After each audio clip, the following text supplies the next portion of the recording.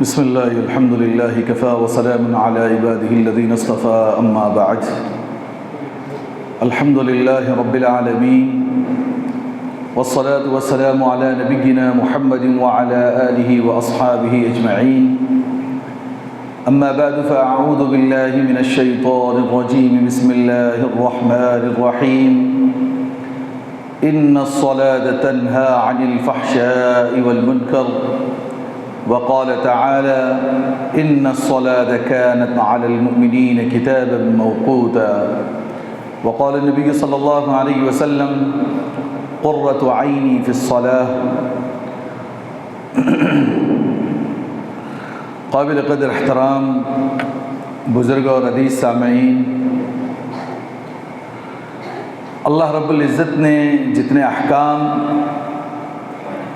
مسلمانوں پر 23 سال کے عرصے میں نازل فرمائے، ان احکامات میں سب سے بڑا اور عظیم حکم اللہ کی طرف سے جو بندوں کو ملا وہ نماز ہے۔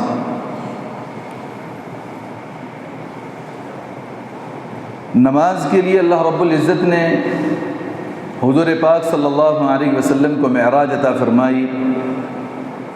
اس کے پہلے جتنے احکام ہمیں ملے ہیں، چاہے وہ زکوٰۃ ہو، حج ہو، روزہ ہو، والدین کے ساتھ حسن سلوک ہو، وغیرہ وغیرہ، یہ سارے احکامات کے لیے اللہ تعالیٰ جبریل امین کو زمین میں بھیجتے تھے۔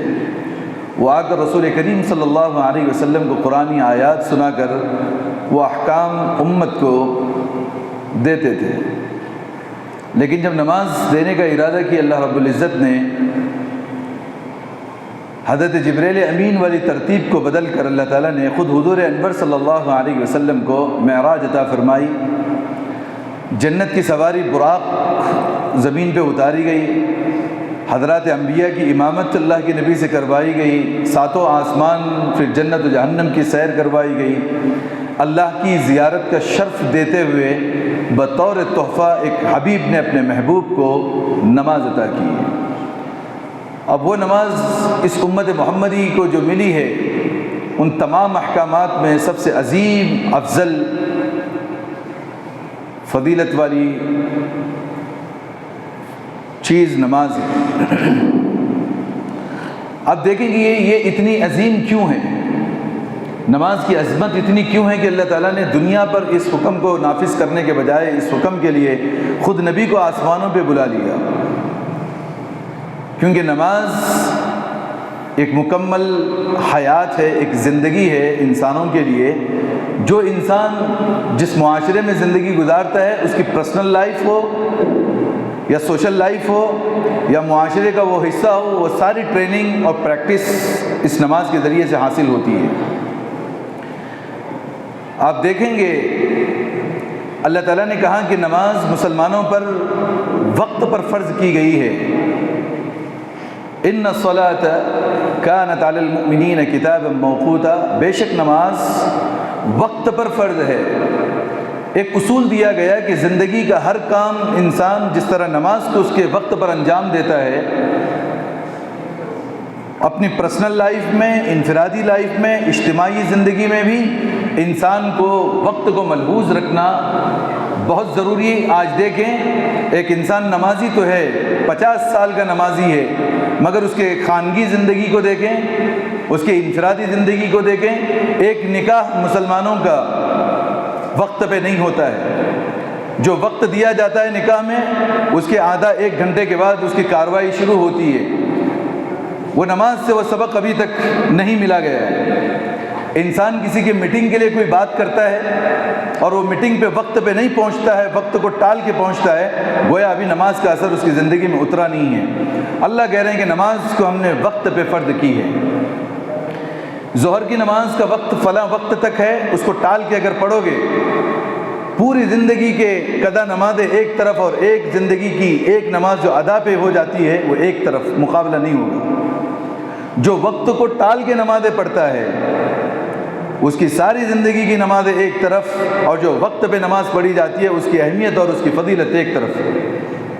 اب وقت کا حصول، وقت کو کیسے حاصل کریں، اس کو کیسے امپلیمنٹ کریں، اس پر کیسے عمل کریں، ایک نماز کے ذریعے سے مسلمانوں کو ٹریننگ دی گئی ہے۔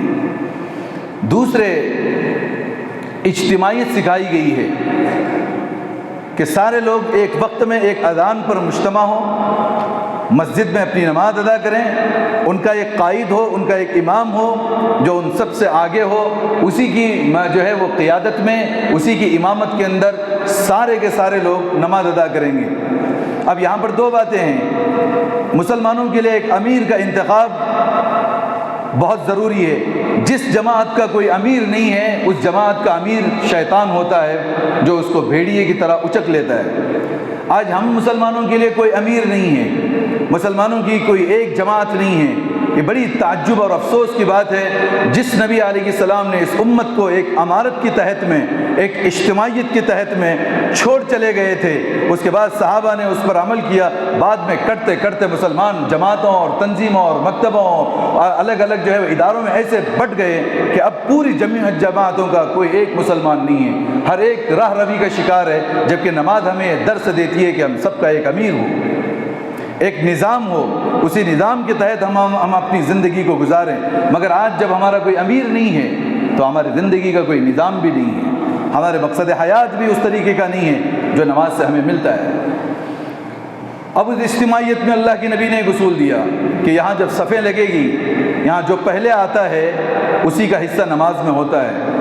پیچھے سے آنے والا کوئی بڑے سے بڑا مالدار ہی کیوں نہ ہو، خوبصورت ہی کیوں نہ ہو، وقت کا امیر ہی کیوں نہ ہو، جس کو جہاں جگہ ملی وہاں پہلے پہنچنے والا اگر فقیر ہے، تنگ دست ہے، غریب ہے، کالا کلوٹا انسان ہے، اللہ کے گھر کے اندر کسی انسان کو کسی انسان پر کوئی فضیلت نہیں۔ اس صف میں کسی کی جگہ متعین نہیں ہوگی، یہاں جو پہلے آئے گا اس کو پہلی صف ملے گی۔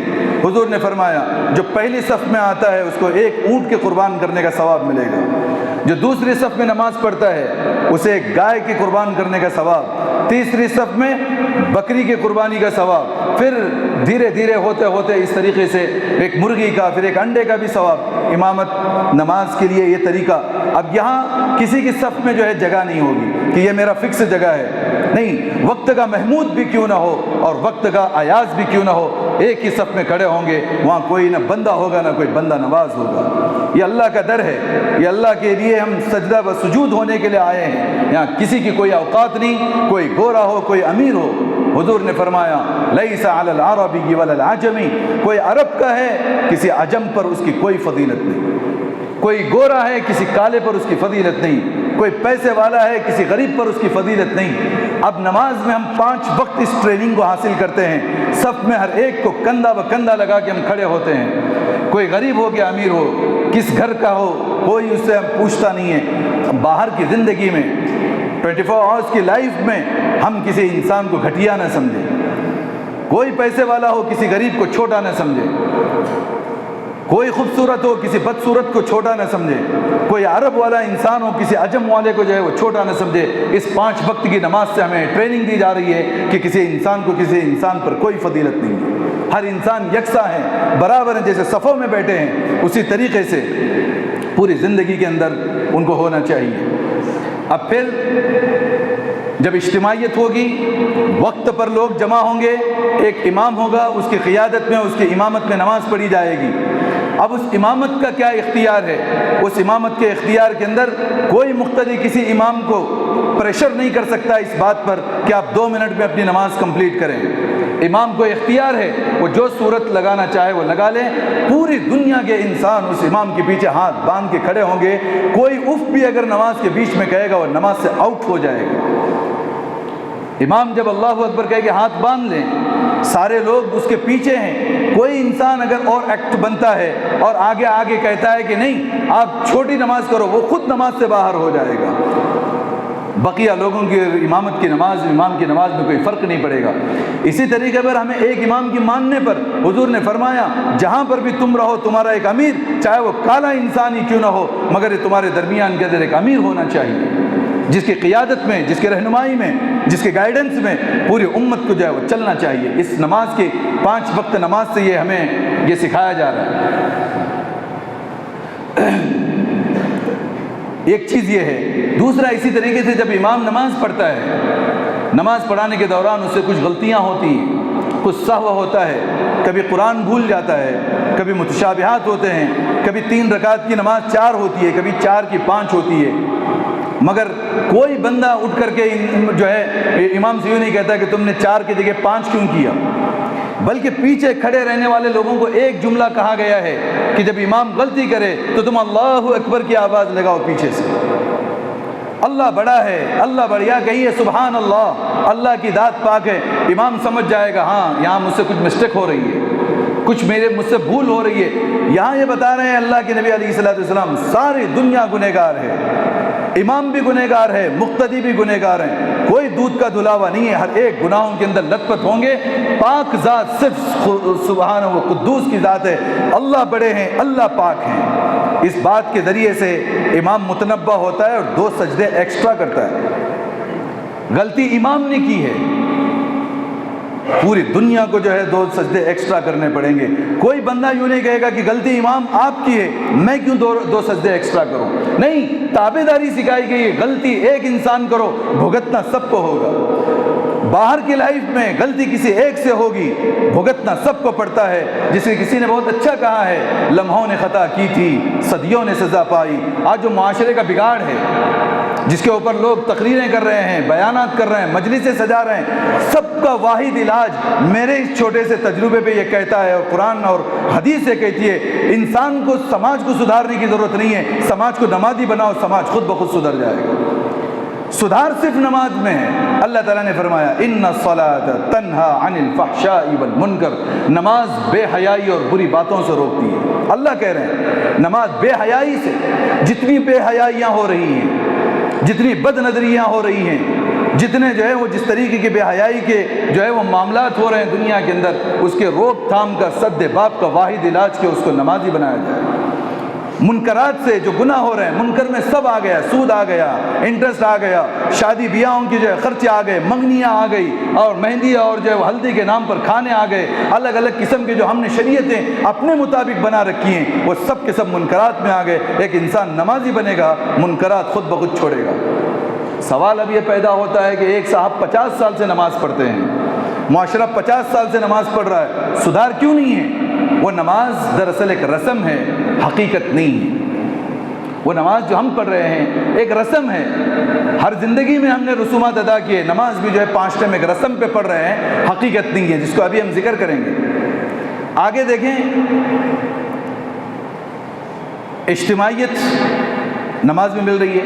حضور صلی اللہ علیہ وسلم نے فرمایا کہ جس نے نماز کو قائم کیا اس کا دین قائم ہے، اور جس نے نماز چھوڑ دیا اس کا دین ہی نہیں۔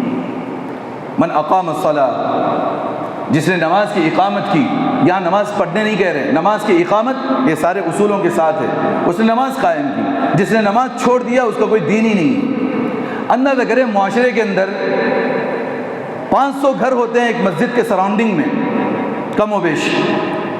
ایک فرد ایک گھر سے اگر 2 افراد مانے جائے تو 1000 افراد ہوتے ہیں ایک مسجد کے احاطے کے اندر، مگر نماز کے لیے فجر کی نماز میں گن کے کبھی 3 ہوتے ہیں، کبھی 5 ہوتے ہیں۔ پورا محلہ قبرستان کی طرح سو رہا ہوتا ہے۔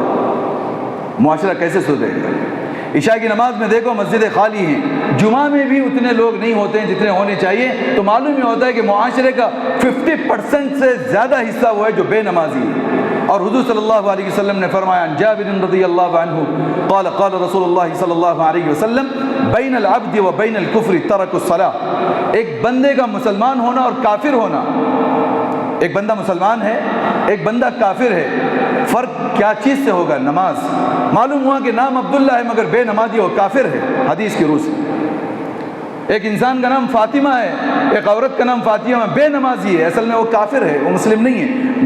آئیڈینٹی کارڈ میں مسلم ہو، راشن کارڈ اور آدھار کارڈ میں نام مسلمان ہونے سے جنت نہیں ملے گی، وہ کسی گورنمنٹ کی جنت نہیں ہے کہ نام مسلمان رکھ لیا تو جنت ملے گی، وہاں تو اللہ کے بعد اتھینٹک ہونا ضروری ہے۔ اور اللہ کا نبی کہہ رہا ہے کہ بندے اور کفر کے درمیان جدا کرنے والی چیز نماز ہے، جو بندہ بیچ میں اس کی نماز نہیں ہے وہ بندہ کافر ہے۔ اب دیکھیں معاشرے کے اندر کتنی آج کے دور میں بھی مسجدیں ویران اور خالی ہیں۔ اب جو پڑھ رہے ہیں ان کی حالت پر تھوڑا ہم ڈسکس کریں۔ جو نماز پڑھ رہے ہیں وہ 5 طریقے کے لوگ ہیں۔ نمبر 1 متہاون فی الصلاۃ، پہلے نمبر پہ وہ لوگ ہیں متہاون فی الصلاۃ کہتے ہیں اس کو عربی میں، نماز میں سستی کرنے والے۔ نماز کو تو آ رہے ہیں 5 وقت میں، مگر ان بندوں کو، ان نمازیوں کو خود پتہ نہیں کہ رکعتیں کتنی ہو رہی ہیں امام کی، امام کون سی صورت پڑھ رہا ہے، میں کہاں کھڑا ہوں، بس کھڑا تو ہو رہا ہے نماز میں، صفوں میں تو دکھ رہا ہے، مگر ذہن کہیں اور ہے۔ اللہ تعالیٰ نے ایسے نمازیوں کے بارے میں ایک اعلان کیا قرآن میں، فَوَيْلٌ لِّلْمُصَلِّينَ، بربادی ہے ایسے نمازیوں کے لیے۔ بربادی کا لفظ اللہ نے کہا، ویل کہتے ہیں، دوسری تفسیر ویل جہنم کے اندر ایک حصہ ہے، 7 حصے ہیں جہنم کے الگ الگ، ویل جہنم کا ایک نچلا حصہ ہے جہاں پہ یہ بے نمازی ان کو سزا دی جائے گی۔ ایک تفسیر وہ کی گئی ہے، ایک تفسیر لفظی ترجمے فویل للمصلین، ہلاکت اور بربادی ہے نمازیوں کے لیے۔ کون سے نمازی؟ الذین هم فی صلاتہم ساہون، جو اپنی نمازوں میں سستی برتتے، بعد میں پڑھ لیں گے، دیر سے پڑھ لیں گے، اس کو کہتے ہیں متہاون فی الصلاۃ، اس سے کچھ ہونے والا نہیں ہے، اسی نمازوں سے کچھ ہوگا نہیں اسی نمازوں سے سوائے عذاب کے۔ دوسرا نمبر آتا ہے نمازیوں کا متعاقب فی الصلاۃ، نماز بھی پڑھے گا مگر اس کو سزا دی جائے گی، نماز بھی پڑھ رہا ہے مگر اس نماز پر اس کو سزا دی جائے گی۔ قرآن کے اندر کہا گیا ہے، حدیث میں کہا گیا، حضور صلی اللہ علیہ وسلم نے فرمایا ایسے نمازی کو اس کی نماز کالے کپڑے میں لپیٹ کے منہ پہ مار دی جائے گی، اس کو سزا دی جا رہی ہے نماز پڑھنے پر، اس لیے کہ وہ نماز کے مذاق کے علاوہ کچھ نہیں کرتا ہے نماز، اس کو متعاقب فی الصلاۃ، نماز پڑھنے والا ہے مگر نماز کی وجہ سے اس کو سزا دی جا رہی ہے۔ تیسرا ہوتا ہے مأجور معفو عنہ فی الصلاۃ، ایک وہ تیسرا نمبر معفو عنہ فی الصلاۃ، ایک بندہ ہے نماز میں کوشش کرتا ہے اپنے دھیان کو جمانے کی، صحیح طریقے نماز پڑھنے کی، اللہ کے سامنے گفتگو کرنے کی، یہ اللہ سے بات چیت ہے، ایک نماز اللہ اور اس کے بندے کے درمیان بات چیت، یہاں کوئی نہیں، کوئی پیغمبر بیچ میں نہیں، کوئی فرشتہ بیچ میں نہیں، کہ کوئی وسیلے کی ضرورت نہیں ہے، انسان ڈائریکٹ اپنے رب سے بات کرتا ہے، وہ طریقہ نماز کے اندر دیا گیا ہے۔ اب جس بادشاہ، جس اللہ کے سامنے، جس آقا کے سامنے بندہ کھڑا ہے اور یہ کہیں اور گھوم رہا ہے، کہیں اپنے بزنس میں، کہیں گھر میں، کہیں اور ہے، یہ تو اللہ کے ساتھ نہیں، مذاق کر رہا ہے نماز میں آ کر، اسی کے گھر میں آ کے اسی کا دھیان ہی نہیں ہے نماز میں۔ مگر ایک بندہ کوشش کرتا ہے اپنی نماز کو درست کرنے کی، اس کو کہا گیا معفو عنہ، ثواب تو نہیں ملے گا اس کو، مگر ایک اس کی کوشش کی وجہ سے جو غلطیاں اس سے ہو رہی ہیں وہ اس کو معاف کر دی جائے گی۔ اب ہم سب بیٹھنے والوں کو سوچنا ہے ان کیٹیگری میں ہم کس کیٹیگری کے لیول کے لوگ ہیں، ہر ایک اپنے اپنے گریبان میں جھانکے۔ تیسرے نمبر پہ ثواب تو نہیں مل رہا ہے مگر اس کی جو غلطیاں ہیں سزا کے بجائے اس کو معاف کر دیا جائے گا۔ نمبر چوتھا جو درجہ ہے وہ مأجور فی الصلاۃ، اس کو اب اجر دیا جائے گا نماز میں۔ اب اس نے کیا کیا، وضو سے لے کر کے سلام کے ختم ہونے تک اس کی پوری توجہ اللہ کی طرف ہے، کوشش کر رہا ہے، قرآن بھی صحیح پڑھ رہا ہے، رکوع و سجود بھی صحیح کر رہا ہے، ہر چیز اس کا صحیح ہے، اس کے بعد اس کو اجر دیا جائے گا نماز میں۔ یہ چوتھا نمبر ہے مأجور فی الصلاۃ، اس کو اس کی نماز میں اجر دیا جائے گا۔ پانچواں آتا ہے قرۃ عین فی الصلاۃ، کہ آنکھوں کی ٹھنڈک نماز میں ہے، کہ پھر پانچواں مرحلہ سب سے اوپر یہ ہوتا ہے کہ انسان کا سکون ہی نماز میں ہوتا ہے۔ حضور صلی اللہ علیہ وسلم نے کیا ہی پیاری بات کہی، منافق کو اور مسلمان کو پہچاننے کا ایک ہی طریقہ ہے کہ جس کا دل مسجد میں اٹکا ہوا ہے سمجھو وہ ایمان والا ہے، مسلمان ہے، جس کا دل بازار میں لگتا ہے سمجھو وہ منافق۔ حضور کا فارمولہ دیا ہے اللہ کے نبی نے۔ اذان ہو گئی، انسان کا دل مان نہیں رہا ہے اپنے بزنس میں، بند کر رہا ہے، مسجد کی طرف بھاگ رہا ہے، جا کے مسجد میں اس کو سکون لگ رہا ہے، پھر نکلتا ہے کہ پھر اذان ہوتی ہے، پھر مسجد میں بھاگتا ہے، وہ مومن ہے، وہ مسلمان ہے۔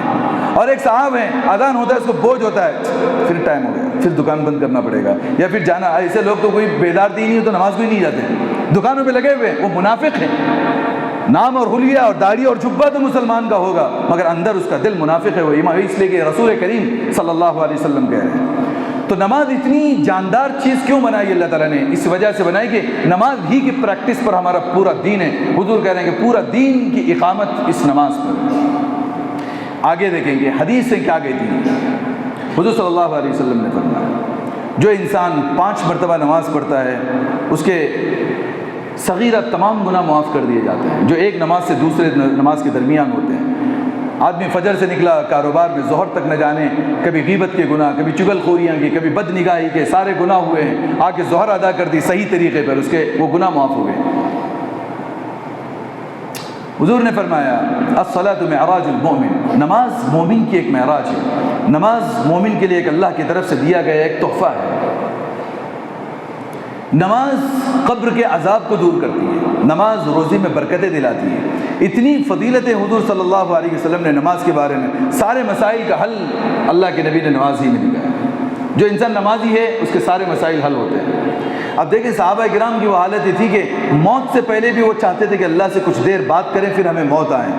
حضرت خبیب ابن عدی رضی اللہ عنہ کو جب ان کو پھانسی کے پھندے پہ چڑھایا جا رہا تھا، اور یہی وہ بندہ ہے، یہی وہ صحابی ہیں جن کو شہید کر دیے جانے کے بعد، سولی پہ لٹکا دیے جانے کے بعد 40 دن تک ان کی باڈی جو ہے وہ لٹکتی تھی، وہاں ان کو اتارا نہیں جاتا تھا۔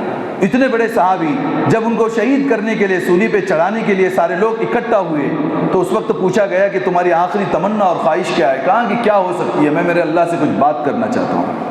مان لیا ہاتھ، اللہ سے بات چیت ہو رہی ہے، اور پھر کہتے ہیں کہ مجھے تو اور دل چاہ رہا تھا کہ میں میرے اللہ سے بات کروں، مگر تم سمجھو گے کہ میں اپنی موت کے ڈر سے لمبی نماز پڑھ رہا ہوں، اس لیے میں نے نماز شارٹ کر دیا، اب چڑھائیے پھانسی کے پھندے پہ، کوئی دقت نہیں۔ انسان کا دل نہیں لگ رہا ہے، تکلیف ہو رہی ہے، بیماریاں آ رہی ہے، پریشانیاں ہیں، قرض ہے، کاروبار کا جو ہے وہ ڈسٹربنس ہے، آئیے 2 رکعت اللہ کے بعد سکون سے نماز پڑھ کے درد جو ہے وہ سنائیے اللہ کو، اللہ دور کرتے ہیں۔ کوئی ڈاکٹر بیماری دور نہیں کرتا، کوئی بینک کسی کے جو ہے وہ زندگی کو سدھار نہیں سکتی، سارے مسائل اللہ حل کرتے ہیں۔ اس کے دربار میں آ کر کے اس کے سامنے سر و سجود ہو جانا، نماز پڑھنا، یہ سارے مسائل کا جو ہے اس کے اندر حل ہے۔ اب پھر ہماری معاشرتی زندگی کو دیکھیں، ایک نمازی انسان کبھی جھوٹا نہیں ہو سکتا، ایک نمازی انسان کبھی بے حیائی باتیں نہیں کر سکتا، کیونکہ اس کے ٹریننگ 5 ٹائم اللہ تعالیٰ یا مسجد میں بلا کے دے رہے ہیں۔ پھر بھی انسان اگر جھوٹا ہے، پھر بھی خیانت دار ہے، پھر بھی چوری کر رہا ہے، پھر بھی جو ہے ایسی زندگی کے اس کے حالات ہیں، پھر بھی سود کھا رہا ہے، تو وہ نمازی نہیں ہے، ابھی نماز اس کے اندر نہیں اتری ہے۔ وہ ان لائن کی نماز جو شروع میں 3 لوگوں کے بتایا گیا، متعاون فی الصلاۃ، معاقب فی الصلاۃ، جس کو سزا دی جائے گی وہ نمازی ہے، کیونکہ اللہ کہہ رہا ہے کہ نماز بے حیائی سے روکے گا۔ ایک نمازی ہے اور پھر بے حیا بن جائے، سوال ہی پیدا نہیں ہوتا۔ ایک نمازی ہے اور پھر سود کے کاروبار کے اندر لگ جائے۔ دیکھیے یہ ایک حاجی صاحب ہیں، ایک نمازی صاحب ہیں، مگر گھر بنا دیا انہوں نے، ہوم لون ان کے اوپر ہے، پورا کے پورا در و دیوار ایک اینٹ حرام کی ہے اس کی، کوئی بھی فتویٰ دے کبھی حلال حرام نہیں ہو سکتا۔ میں آپ کو ایک گر بتا دوں اسلام کا، 2 ہی راستے ہیں اسلام میں حلت و حرمت کے بارے میں۔ کسی صاحب سے پوچھے تو یہ پوچھے اس کام کو میں کروں یا نہ کروں، یہ فلاں کھانا میں کھاؤں یا نہ کھاؤں، بس ختم۔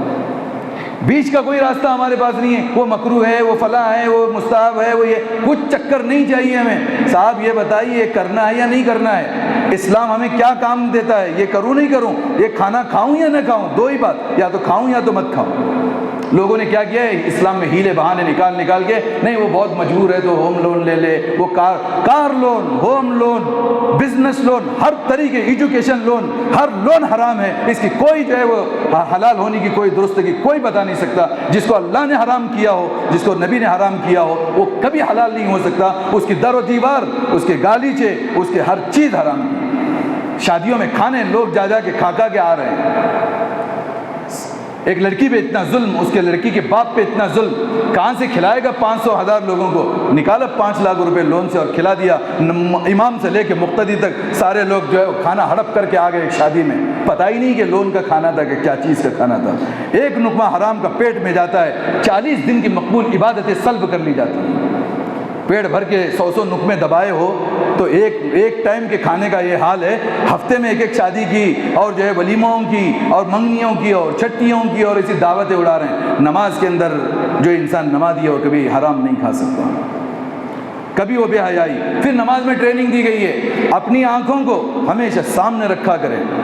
نماز میں کہا گیا ہے کسی بھی امام کے نزدیک ہو، کہاں دیکھنا ہے صاحب، آگے نہیں دیکھنا ہے، دیکھنا اپنے سجدے کی جگہ پہ، جتنی نماز پڑھ رہے ہیں آپ نیچے، باہر کی دنیا میں بھی، بازاروں میں ہو، گھروں میں ہو، اپنی نگاہوں کو نیچے رکھنا ہے۔ نماز سے ٹریننگ کہ اپنی نگاہیں کبھی اپنے سر سے اوپر نہ ہو، دوسروں کے عیوب پہ نہیں، اپنے سجدے کی جگہ پہ ہو۔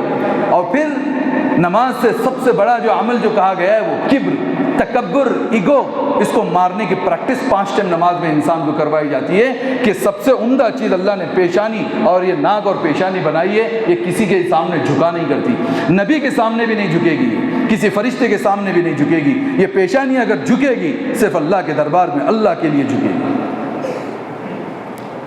اب جب ہم اللہ کے سامنے جب وہ سجدہ کرتے ہیں، اپنی پیشانی کو ٹیکتے ہیں، اپنا کبر اور غرور نماز کے ذریعے سے ختم ہوتا ہے کہ میری حیثیت ہی کیا ہے، یہ پیشانیاں اور یہ ناک ہم نے اللہ کے لیے جھکا دی ہے. اب اس کے بندوں کے ساتھ رحمداری کا معاملہ. دنیا کی لائف کے اندر ہمارے زندگی میں کبھی تکبر، کبھی کبر، کبھی ایگو، میں نہیں. یہاں پہ جیسے ہم اللہ کے دربار میں جو ہے وہ جھکے ہوئے ہیں، پوری زندگی کے اندر ایک جھکاؤ انسان کی زندگی میں پیدا ہونا چاہیے. اکرام ہم یہاں کرتے ہیں. کوئی بوڑھے ہیں ان کو ہم کرسی دیتے ہیں، کوئی اور صاحب ہیں ان کو ہم جگہ دیتے ہیں، کوئی عالم آئے ہم ان کو جو ہے وہ اکرام کرتے ہیں.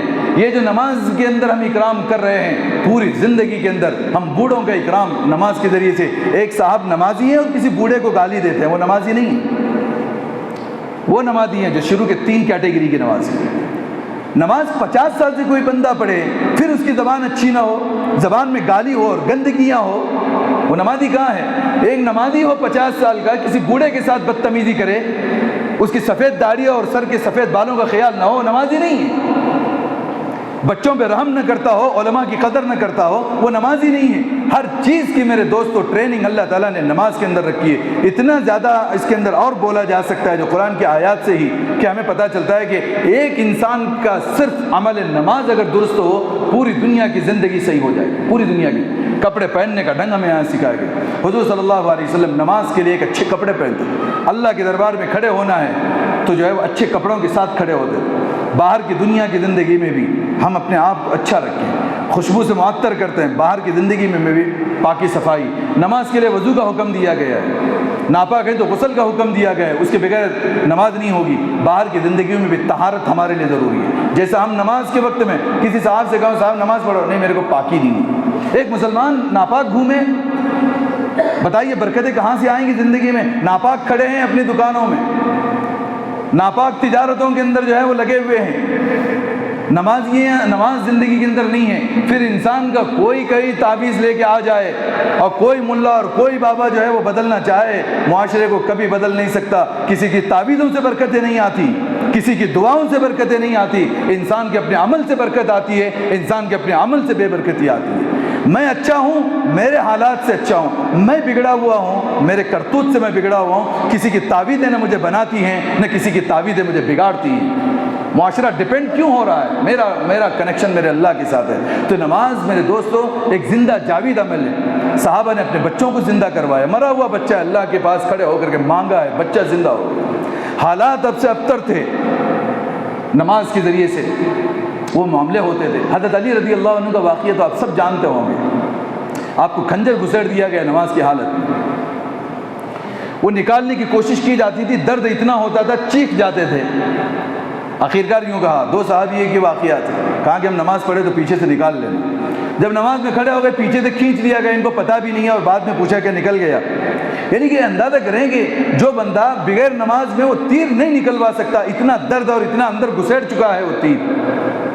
حالت نماز میں اس کو پتہ بھی نہیں ہوتا ہے کہ وہ جو ہے وہ تیر ان کے اس میں سے نکل چکا ہے. اندازہ کرے کیا غرق ہو جاتے ہیں اللہ کی محبت میں. اللہ سامنے ہوتا ہے. آخری بات میں آپ کو بتا دوں کہ نماز بندہ آدھا پڑھتا ہے، آدھا اللہ اس کا جواب دیتے ہیں. حدیث قدسی ہے کہ بندہ جو میرے لیے نماز پڑھتا ہے، نصف لی و نصف اللہ، آدھا میرے لیے اور آدھا بندے کے لیے. صرف ہم نماز نہیں پڑھ رہے ہیں، اللہ نماز تو نہیں پڑھتا، مگر اللہ نماز کے ہر بندے کا جواب دیتے ہیں. مثال کے طور پہ 1-2 آیتیں سن لیں. اللہ اکبر کہہ کے پوری دنیا کو پیچھے ڈال کے وہ کہتا ہے اللہ تو میرا رب ہے، تو میرا مالک ہے. ہاتھ باندھتا ہے، اب ہر چیز حرام، حلال بھی حرام، نہ یہاں کھا سکتے ہیں نہ پی سکتے ہیں، نہ بازو والوں کو نکمہ. اس میں یہ بھی بات کہ نماز کے اندر میں نماز پڑھ رہا ہوں یا امام کے پیچھے پڑھ رہے ہیں، بازو میں جو ہے وہ نماز میں اگر اٹک گئے اور بازو میں کوئی بے نمازی جو نماز میں نہیں تھا وہاں سے نکمہ بھی دے دے صحیح ہو، نکمہ نہیں لیا جا سکتا. باہر کا اگر نکمہ لیا اس نے امام نے یا اپنے مقتدی نے کانوں سے، اس کی نماز فاسد ہو جائے. ایسی دنیا کی زندگی میں اپنے کانوں کو پابند کرنا ہے ہمیں. گانے سن رہے ہیں، لے رات و دن جو ہے وہ پکچرز چل رہے ہیں، گانے چل رہے ہیں. آج کل تو موبائل ٹی وی ہر ایک کے ہاتھ میں ہے. لوگ پہلے فتوے دیتے تھے ان کے گھر میں ٹی وی ہے، ان کے گھر میں جو ہے وہ یہ ہے. آج تو ہر مسلمان بندہ بندی کے ہاتھ میں ٹی وی، بلکہ ہر چیز اس کے من چاہی موبائل کے ذریعے گانے سن رہے ہیں. ایک آدمی نمازی اور گانے سنے، سوچو ذرا، ایک آدمی نمازی بھی ہے اور یہاں پریکٹس کر رہے ہیں کہ وہی قرآن جہاں اٹکنے پر کوئی نقمہ دے تو نماز میں نقمہ ہم باہر کا انسان کا نہیں لے سکتے.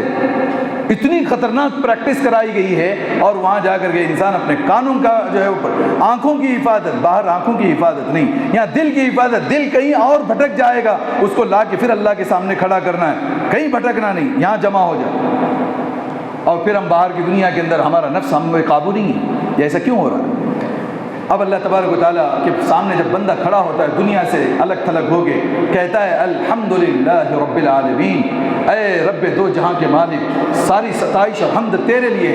اللہ تعالیٰ خاموش سنتے نہیں، فرشتوں کو گواہ بنا کے کہتے ہیں دیکھو حمدنی عبدی، میرے بندے نے میری تعریف بیان کی.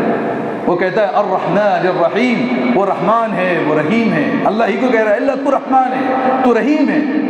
اللہ تعالیٰ فرشتوں کو کہتے ہیں دیکھیے مجدنی عبدی، میرے بندے نے میری بزرگی بیان کی. ایک ایک آیت کا جواب اللہ تعالیٰ فرشتوں کو گواہ بن کر کے دیتے ہیں. جب یہ جنت مانگتا ہے جنت دیتے ہیں، دوزخ سے پناہ مانگتا ہے دوزخ سے اسے بچاتے ہیں، رزق مانگتا ہے رزق دیکھتے ہیں، اولاد مانگتا ہے اولاد. ہر چیز جب اللہ دے رہے ہیں، بیماری، تجارت، بزنس، حیاداری، منکرات سے بچنا، ہر چیز کی ضمانت اللہ تعالیٰ نے نماز میں جب دی ہے، پھر باہر نکلنے کی کیا ضرورت ہے؟ اسی لیے اس کو پوری عبادتوں کی ماں کہتے ہیں. اس کو پوری عبادتوں کی ماں نماز.